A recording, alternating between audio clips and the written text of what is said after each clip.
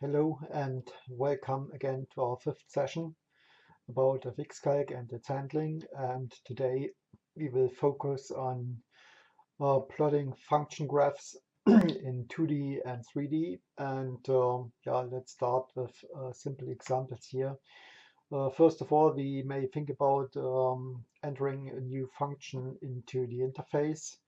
So we delete reset our calculator and think about what function could be interesting for us. So let's start with fx is equal to, let's say, x or 3 minus 2x squared and plus 4, for instance, just to have something. And the good question is, of course, what can we do with that? First thing, you can see that the parameter x is automatically activating the corresponding input field here. So I can calculate function values by simply entering a certain argument in this input field. But in our today's session, we want to have a look at the graphical representation. So we simply click on fx graphics and this opens this program window. Still with an example function in here, and by clicking simply on the plot button below here, plot function, we can immediately plot the function that is shown in this input window. And the function plot is basically taking the interval parameters from here. So lower limit is -10, upper limit is 10. And we have another possibility to limit the function result representation because sometimes you have quite huge function results, and this may lead to the point that important characteristics of the plot cannot be seen simply because of those high function results compared to those interesting characteristics of the function itself. But let's start with all those parameters. We leave them as they are and we click on plot function, and we immediately have a function plot in front of us. That's the example function, but of course we'd like to have a look at the one that we just specified. So we click simply here on copy from calculator. That's our function again. And what we can do in this window is, of course, to edit this function further. And the disadvantage is that you do not have those function call buttons, but instead of those function call buttons, you will always find a drop-down box in similar windows which may require the input of a function that help you to select a specific function call and place it in your equation or expression. Again, after we have the function copied from the calculator, we can click on the plot function again, and we see our function, and maybe the function has some characteristics where we would have some additional roots and maybe interesting points in this specific region here. Then in this case we could of course go and limit the output, and let's have again another look at the function. And as we can see, it's exactly the case. We have here a maximum, here a minimum for this function, which wouldn't be visible with the normal representation of the function itself. So that shows interesting capabilities already. So what we could do apart from defining this function is really to say, okay, we'd like to know how the first derivation of this function may look like. That's can be simply achieved by checking this box here. And if we go to the plot area again, we then see here the parabol function, which is the first derivative of our function. And a last example for functions is maybe one that is using a square root. That's the function call for square root of course sqrt. And we do not need this anymore. And let's say it's 100 minus x square. And in this case, it's maybe quite interesting function if you look at it. Let's have a look at the plot area. So it's half of a circle, and here's still the first derivative as it was still active in the checkbox. Let's go back to the definition here and let's remove the first derivative. There's an interesting capability of fx-Calc in here, which is to show the alternative result for square root functions. Because a square root function has usually the positive result, but as well a negative one, because for instance a minus 4 square is 16 the same way as 4 square is 16. So it has two results, and by activating this checkbox we can really see the result of this, which is a full circle. And that's let's say kind of another view on the resolved Pythagoras in this case. So quite interesting. And if we go back again, then we have to consider that if our arguments would exceed those interval limits here, would be, for instance, minus 15 and plus 15, then in this case we would have to consider that this expression wouldn't have valid results for real numbers. We can have a look at this. It's not shown, so there is something which is preventing to show those results, because they do not belong to the real number range. And the good thing here is really that you can activate the plot of complex numbers. So in this case, fx-Calc shows you how this expression behaves in the complex number area.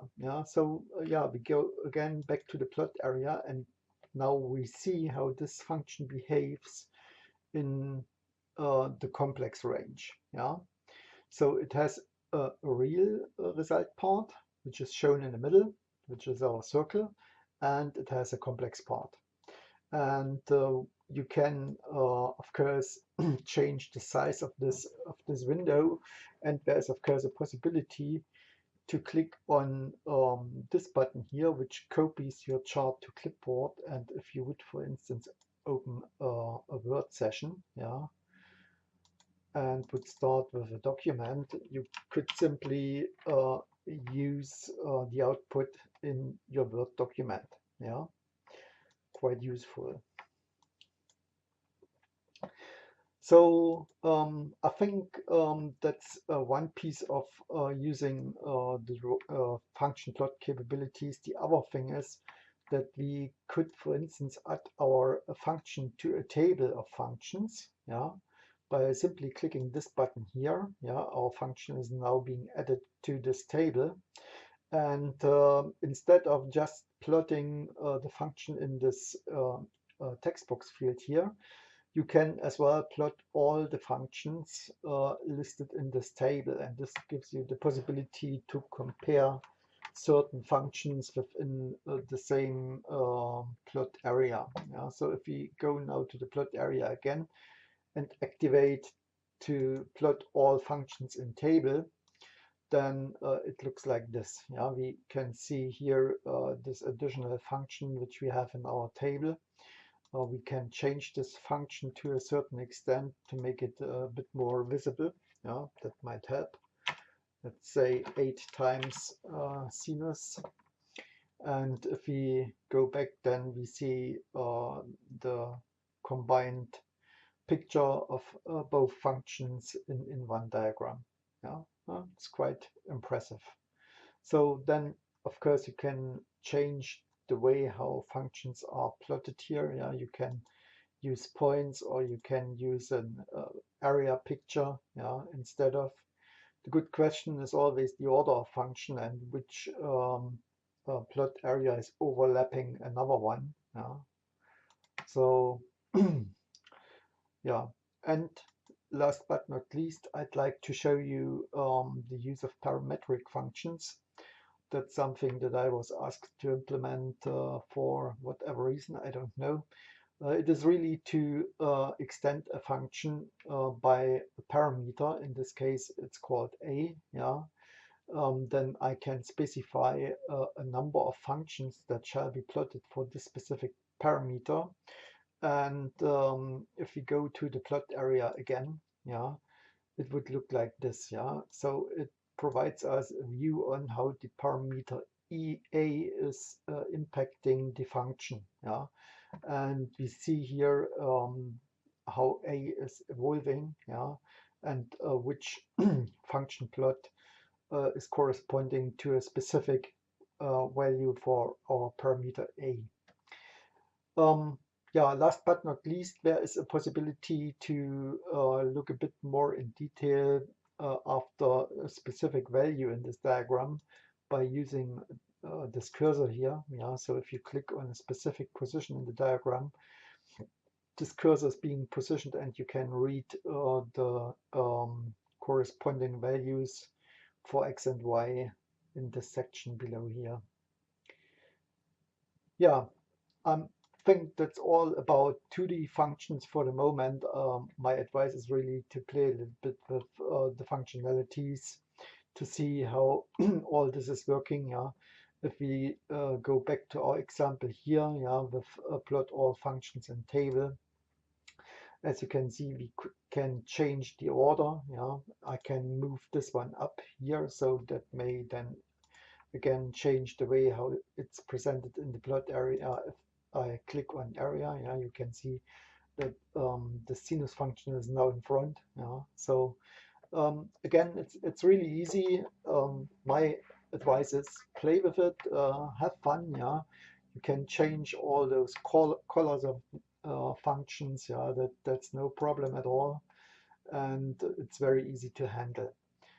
Yeah, that's enough for 2D. Let's go to 3D, and believe me or not, yeah, it's as well very easy.